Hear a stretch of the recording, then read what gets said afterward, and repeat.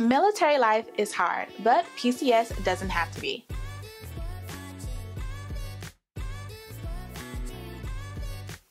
Hi guys, welcome in and/or welcome back to my channel, home of Christy T. I'm Christy T, interior designer, content creator, and lover of all things home, decor, and DIY.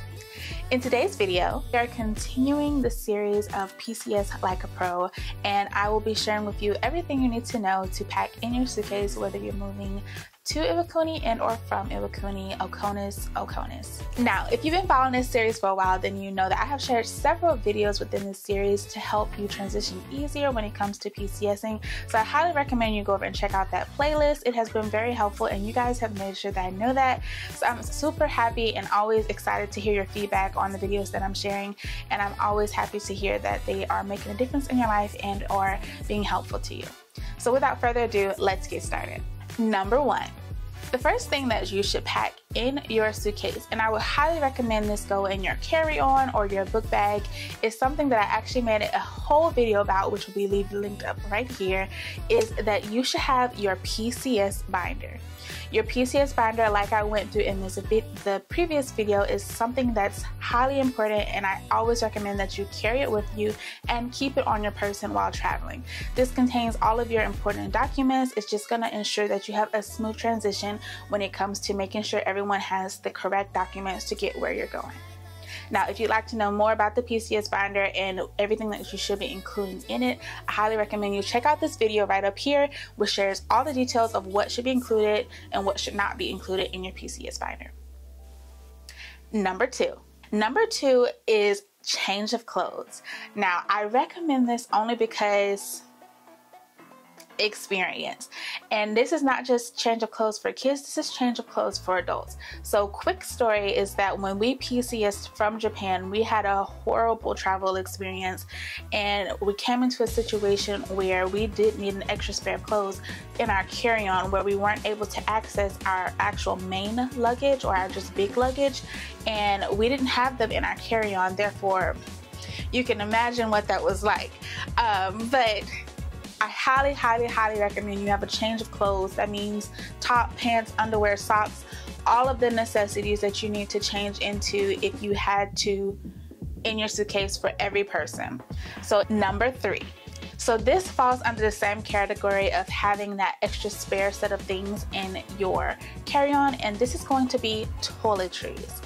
Toiletries, i.e. toothbrush, mouthwash, contact solution, deodorant, feminine products, stuff for the kids. If it is a toiletry that you would use on a normal daily basis, I don't mean necessarily your face care routine. You could probably go a day or two without that, just depending on your preference. But definitely your basic necessities like toothbrush, toilet paper. I mean, you might be one of those people. Get you some toilet paper in your toiletries. But definitely toothbrush, toothpaste, contact solution, any medications or anything like that, you definitely want to have those in your carry-on just in case. And I say that once again, just based off experience. When it came to us moving from Iwakuni back to the States, there was a moment where we couldn't necessarily get into our main luggage, but we could access our carry-ons, and we did not have those things in our carry-on, and that was unfortunate for us. So something to keep in mind, pack those toiletries in your carry-on bag. Number four, snacks. Yes, you can carry snacks in your backpack, in your carry-on when you're PCSing to Japan and or from Japan.